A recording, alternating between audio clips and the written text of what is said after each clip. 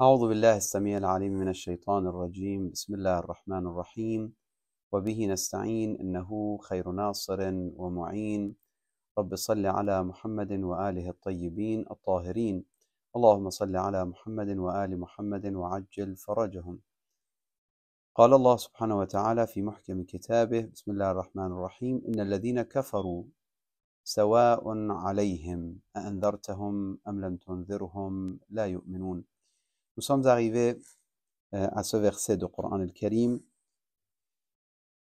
qu'Allah subhanahu wa ta'ala nous facilite et qu'Allah nous donne la sincérité pour comprendre les versets et pour pouvoir, Inch'Allah, appliquer les ordres d'Allah subhanahu wa ta'ala à travers les versets coraniques, surtout qu'on est proche du mois de Ramadan, qui est l'occasion extraordinaire de lire le Coran, mais avoir une vraie lecture, pas une lecture juste des versets, mais une lecture avec ta'ammul, méditation et compréhension et application, Inch'Allah. Inna alladhina kafaru sawa'un alayhim. Dans ce verset, Allah subhanahu wa ta'ala dit clairement que les mécréants, c'est égal à anzartahum am lam tunzirhum. C'est égal pour eux, où les résultats, ça sera pareil, que tu les avertisses ou non. La yu'minun. Ils vont pas croire. Lorsqu'on voit clairement Allah subhanahu wa ta'ala dans ces versets, comment clairement il déclare le fait que ça y est, ils sont dans le ténèbre d'une ignorance, on comprend qu'il ne s'agit pas de tous les mécréants dans l'histoire, ou de tous les mécréants même à notre époque. C'est-à-dire, on ne peut pas dire pour n'importe quel mécréant ou n'importe quelle personne qui doute au niveau de la foi, que sawa'un alayhim anzartum am lam tunzirhum la yu'minun. Ça, c'est spécifiquement pour certains. S'il vous plaît, faites attention sur ce point, parce que il y a des personnes qui prétendent être à la place d'Allah subhanahu wa ta'ala. Donc ils disent, voilà, lui, tu conseilles ou tu conseilles pas, ça sert à rien. Ça, c'est totalement l'orgueil. C'est clairement l'orgueil. Parce que qui nous sommes pour pouvoir prétendre que telle personne, il sera guidé, telle personne, il ne sera pas guidé, ça sert à rien que tu le conseilles, lui, c'est fini pour lui, etc. Tous ces genres de choses, c'est très sensible. Au contraire, à chaque fois que vous voyez quelqu'un qui est têtu et qui ne veut pas comprendre les messages de Dieu, demandez à Allah subhanahu wa ta'ala bon fin pour vous-même, pour nous-mêmes. Allahumma ja'al awaqiba umurina khayra. Inna alladhina kafaru, il s'agit des gens qui ont, ça y est, rejeté totalement. Wa tamakkana al-juhud min qulubihim. Il dit, ce sont les gens qui ont été en fait profondément convaincus de fait de rejeter l'existence de Dieu. Maintenant, quel genre de juhud? On parlera, il y a un hadith qui explique les différents degrés de kufr. ويدل عليه وصف حالهم بمساواة الإنذار وعدمه. Il dit, العلامة الطباطبائي, il dit, rahmatullah alayh, il dit, en fait, c'est indiquer le musawat, c'est-à-dire c'est égal, tu les avertisses ou pas, tu fais des avertissements ou pas, c'est la même chose. Pourquoi? Parce que ça y est, c'est totalement fermé ou enfermé leur cœur. ولا يبعد أن يكون المراد من هؤلاء الذين كفروا هم الكفار من صناديد قريش. Il dit, ça peut être certains de Quraysh de l'époque, et Kubara Makkah, les grands personnages de Mecca, ceux qui ont choisi d'être complètement contre le prophète et de rejeter totalement le message prophétique. ويؤيده أن هذا التعبير وهو قوله سواء عليهم لا يمكن استطراده في حق جميع الكفار. Ça, c'est très belle phrase, c'est une phrase très essentielle à traduire. Il dit, ce qu'on vient de dire, on peut défendre notre idée, le fait que ce verset, ça ne concerne pas tous les mécréants. Pourquoi? Parce que si ça concerne tous les mécréants, c'est-à-dire, ça ne sert plus à rien d'inviter les gens vers Allah. انسد باب الهداية. Et la guidance n'a plus de sens. Si vous dites pour toute personne incroyant, سواء عليهم أنذرتهم أم لم تنذرهم لا يؤمنون. Si vous dites c'est égal pour toute personne incroyant ou non croyant, c'est égal que tu les avertisses ou tu les invites vers Dieu ou tu essayes de les guider, c'est la même chose. Tu le fais ou tu le fais pas, ils seront toujours égarés. Si vous dites ça, il n'y a plus de sens par rapport à tous les versets coraniques qui disent Ud'u ila sabili rabbik, invite les gens vers Allah. وَمَنْ أَحْسَنُ قَوْلًا مِمَّنْ دَعَا إِلَى اللَّهِ. Il n'a pas mentionné ces versets, mais là, juste pour vous donner des exemples, ces versets que je viens de mentionner, وَمَنْ أَحْسَنُ قَوْلًا, qui a la meilleure parole que celui qui invite les gens vers Allah, qui appelle les gens vers Allah. Tous ces versets, on a mis en cause si on ferme totalement le chemin de la guidance. Donc, il s'agit, ces versets, clairement, de ceux qui n'ont pas laissé si vous voulez, aucune possibilité de guidance. C'est-à-dire profondément dans le ténèbre de l'ignorance. Khatam Allah ala qulubihim wa ala sam'ihim. Là, on parle de ce si je me rappelle bien, en français, on parle de sceau sur leur cœur. Khatama, ou fermeture sur leur cœur. Khatam Allah ala qulubihim wa ala sam'ihim, sur leurs oreilles. Lui. وعلى أبصارهم غشاوة. طيب. Ici, ختم الله على قلوبهم وعلى سمعهم وعلى أبصارهم غشاوة. Donc, ça a été couvert. Il n'y a plus de possibilité de guidance. Il dit بأن فيهم حجابا دون الحق, c'est-à-dire il y a des voiles entre eux et entre la vérité. Si vous voulez, les voiles, il y a deux. Il y a ceux qu'ils ont choisi eux-mêmes et ils ont pris distance de Dieu. Et c'est comme ça que ça commence l'égarement. D'abord, la personne, il s'égare. Après, Dieu tamponne, ou Dieu ferme, ou Dieu éloigne la personne plus en plus. Khatam Allah ala qulubihim. Pourquoi khatama? Pourquoi Dieu les a éloignés? Parce qu'ils ont choisi l'éloignement. Hijaban dun al-haq fi anfusihim wa hijaban min Allah ta'ala aqiba kufrihim. Parce qu'ils ont rejeté la foi. Ils ont choisi d'être pervers, donc Allah les a éloignés complètement. Donc on a deux hijabs ici, il dit l'alama Tabatabai. On a un hijab min dhatihim, c'est interne, et deuxième hijab, deuxième voile, à cause de leur première étape, c'est de la part d'Allah subhanahu wa ta'ala.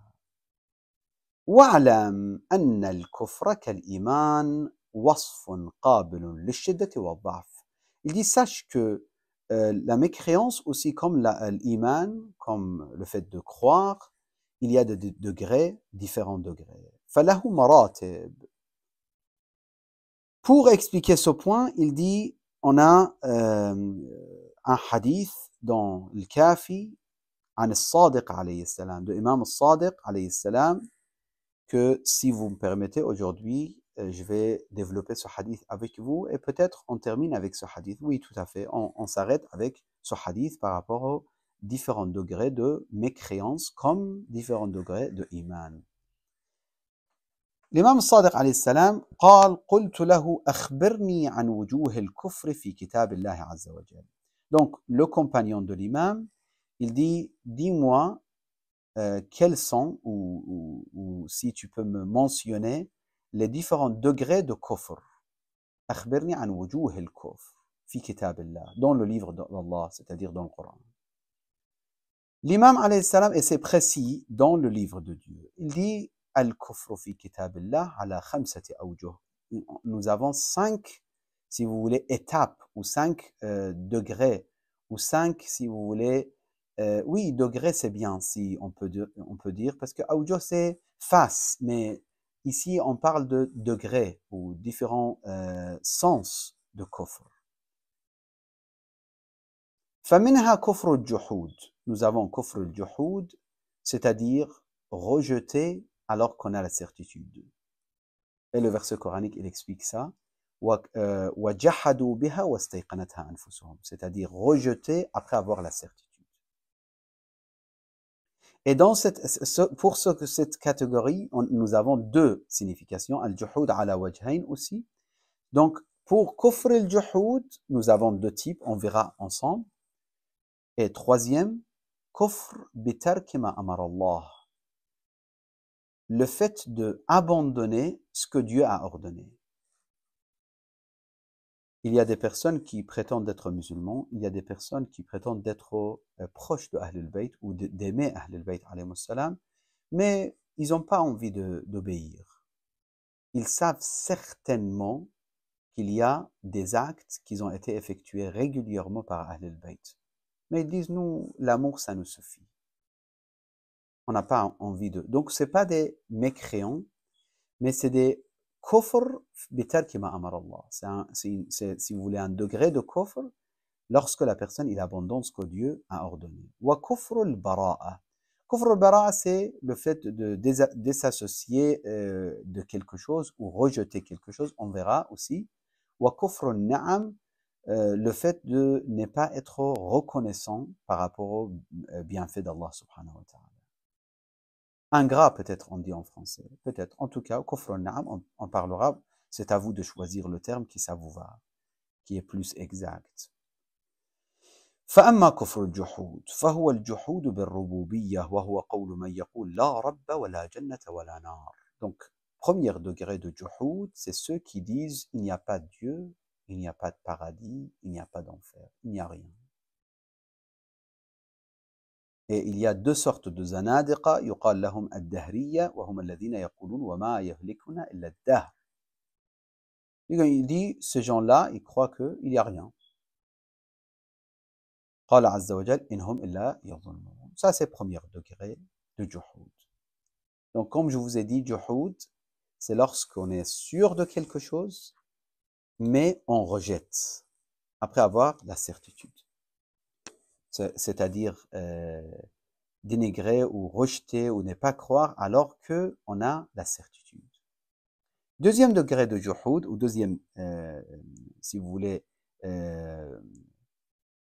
manifestation de ce juhud, qui est mentionné dans le Coran al-Karim, juhud ala al-ma'rifa, wa huwa an yajhad al-jahid wa huwa ya'lam annahu haqq. C'est le fait de rejeter la réalité alors qu'il est sûr de la réalité. Il y a des chers frères sunnites que je discute, avec qui je discutais. Quand on a discuté, ils disent, oui, on croit que Ali ibn Abi Talib, c'est le plus savant. On croit que Ali ibn Abi Talib, c'est le plus pieux, après le prophète. On croit que Ali ibn Abi Talib, il a telle et telle caractéristique, et telle vertu, etc. Mais à la fin, ils disent, mais je ne peux pas le croire comme premier imam après le prophète. Donc, je suis historiquement ce que j'ai suivi auparavant, c'est-à-dire mon histoire, l'histoire de mes parents, etc., etc. C'est un problème. La personne, ils doivent se demander la question. Vraiment, comment on peut croire et ne pas croire? Comment on peut savoir et rejeter notre savoir? C'est un très grand problème. وقد قال عز وجل الله عز وجل وجحدوا بها واستيقنتها أنفسهم ظلما وعلوا. Ils ont rejeté alors qu'ils ont la certitude. À cause de quoi? À cause de leur injustice et leur orgueil. Il y a deux points. Que sur ce verset, on peut parler pendant je ne sais pas combien heures. C'est tellement magnifique ce verset, et tellement dangereux aussi, tellement sensible. وَجَحَدُوا بِهَا وَاسْتَيْقَنَتْهَا أَنفُسُهُمْ ظُلْمًا وَعُلُوًّا. Deux causes, injustice et orgueil. Surtout, l'orgueil, c'est incroyable. L'orgueil, le fait de ne pas pouvoir accepter les conseils des autres, le fait d'avoir cette arrogance ou d'être, etc. C'est le problème akhlaq, finalement. Comment c'est possible? Mon fils, il va me guider? Son fils, il vient, il développe la wilaya de Ahlul Bayt alayhi salam. Il dit, oui, mais moi, toute ma vie, j'ai pas cru ce que tu dis. C'est pas toi qui va me changer. Volman wa uluwa. Volman, c'est pour eux-mêmes aussi, parce que il est injuste envers lui-même, celui qui sait et qui rejette ce qu'il sait. Un autre verset, وَكَانُوا مِنْ قَبْلُ يَسْتَفْتِحُونَ عَلَى الَّذِينَ كَفَرُوا فَلَمَّا جَاءَهُمْ مَا عَرَفُوا كَفَرُوا بِهِ. Ils ont vu ce qu'ils savaient, ils ont vécu ce qu'ils attendaient, mais ils ont rejeté. Subhanallah. والوجه الثالث troisième sorte الكفر بالنعم كفر النعم وذلك قوله سبحانه يحكي قول سليمان هذا من فضل ربي ليبلوني أأشكر أم أكفر. Vous savez, il y a quelques semaines, quelqu'un m'a posé cette question. Il a dit, mais comment c'est possible? Le prophète Sulayman, il dit, ça c'est grâce à mon Seigneur pour me tester ou pour me faire passer par des épreuves. Est-ce que je suis reconnaissant ou ingrat? Ou plutôt, il ne dit pas ingrat, il dit akfur. Ashkuru am akfur, c'est-à-dire si on traduit akfur avec kofr, c'est comme si on parle que un prophète, il peut choisir entre, c'est-à-dire il est en train de voir est-ce qu'il va être mécréant ou non, c'est pas possible, c'est pas une bonne traduction. L'imam, il nous explique que ici, le prophète Sulayman, il ne se trouve pas entre l'iman et le kofr, b'ma'na la mécréance. C'est plutôt à ashkuru am akfur, où je reconnais les bienfaits de Dieu, où la samahallah, je deviens ingrat. Et ça aussi, c'est des degrés aussi. Kufran al-ni'ma, il y a des degrés. Par exemple, le degré que notre noble prophète a atteint pour remercier Dieu par rapport à ses bienfaits, ou celle qui a atteint Amir al-Mu'minin, Imam Ali alayhi salam, ce n'est pas été donné à tous les compagnons, absolument pas. طيب, ça c'est le kufr بمعنى النعمة. وقال لئن شكرتم لأزيدنكم. Et on a d'autres arguments par rapport à ça. Il dit ولئن شكرتم, d'autres versets qui mentionnent justement exactement ce point. ولئن شكرتم لأزيدنكم, si vous remerciez, je vous rajoute plus. ولئن كفرتم, donc là on parle de quel kufr? C'est d'être ingrat, de ne pas reconnaître les bienfaits d'Allah subhanahu wa ta'ala. Encore un autre verset. فَاذْكُرُونِي أَذْكُرُكُمْ وَاشْكُرُونِي وَلَا تَكْفُرُونَ. C'est ça les imams en fait. Les imams, alayhimus salam, c'est la connaissance du Coran al-Karim. Ils connaissent le Coran. Et c'est pour ça qu'ils nous expliquent verset par verset. Incroyable. L'imam, comment il a réuni tous les versets pour nous faire comprendre que kufr de shukr, d'être ingrat aussi, c'est mentionné avec le terme kufr, mais ce n'est pas mécréance. Quatrième. والوجه الرابع من الكفر ترك ما أمر الله عز وجل به وهو قوله عز وجل وإذ أخذنا ميثاقكم لا تسفكون دماءكم. Donc, quatrième sorte, c'est lorsque la personne, il abandonne les ordres de Dieu, comme ils ont abandonné certains gens des livres mentionnés dans ce verset. لا تسفكون دماءكم, ne vous tuez pas entre vous. Jusqu'à aujourd'hui, vous voyez comment les gens, ils se tuent entre eux. وَلَا تُخْرِجُونَ أَنفُسَكُمْ مِنْ دِيَارِكُمْ. Jamais dans l'islam, on a eu la permission, dans l'islam de Ahlul Bayt, je parle pas de l'islam de Bani Umayya ou d'autres pouvoirs qu'ils ont dominés. Ou même aujourd'hui, il y a des gens qui prétendent être musulmans, ils tuent facilement, ils disent voilà, celui, il est contre nous, il nous crée des problèmes, donc il faut le tuer, c'est normal, c'est hifz al-islam, hifz al-din. Tout ça, ça n'a rien à voir avec la vision de Ahlul Bayt, alayhimus salam. Mais dans la vision de Ahlul Bayt, c'était interdit et لا تسفكون دماءكم ولا تخرجون أنفسكم من دياركم ثم أقررتم وأنتم تشهدون. Après il dit ثم أنتم هؤلاء تقتلون أنفسكم وتخرجون. Donc vous avez refait exactement le contraire de ce que Dieu a ordonné. Il termine أفتؤمنون ببعض الكتاب وتكفرون ببعض. Donc vous acceptez une partie de livre et vous rejetez l'autre partie, mais il ne dit pas vous rejetez takfurun. Donc, quel genre de kufr? C'est le fait de rejeter l'ordre de Dieu. Je pense là, c'est clair pour vous. Et cinquième sorte, et on termine avec من الكفر كفر البراءة وذلك قول الله عز وجل يحكي قول إبراهيم وكفرنا بكم وبدا بيننا وبينكم العداوة والبغضاء. C'est le fait de rejeter ce qu'ils croient les autres. Par exemple, Iblis, il le dit, Inni kafartu bima ashraktumun. Je rejette ce que vous avez pris comme associé à Dieu. وقال إنما اتخذتم من دون الله أندادا عفوا أوثانا مودة بينكم في الحياة الدنيا ثم يوم القيامة يكفر بعضكم ببعض. Donc le jour du jugement, vous les ennemis de Dieu, ceux qui ont choisi des idoles comme Dieu ou comme divinité, ils vont rejeter. Mais comment il dit ils vont rejeter l'un l'autre, ou ils vont se désassocier, je pense, vous dites comme ça en français, désassocier. En fait, c'est le fait de ne pas être associé, désassocié, je pense, c'est ça. Yakfuru ba'dukum bi ba'd, c'est-à-dire bara'a, kufr al-bara'a, vous rejetez l'un l'autre. Wa yal'anu ba'dukum ba'da. Donc, on s'arrête avec ce hadith qui nous explique justement khatamallahu ala qulubihim wa ala sam'ihim wa ala absarihim ghishawa wa lahum adhabun azim, les 5 sortes de kufr, que Allah subhanahu wa ta'ala nous protège et nous éloigne de toutes sortes de kufr envers Allah subhanahu wa ta'ala. Wa sallallahu ala sayyidil mursalin Muhammadin al-Mustafa wa alihi at-tayyibin at-tahirin.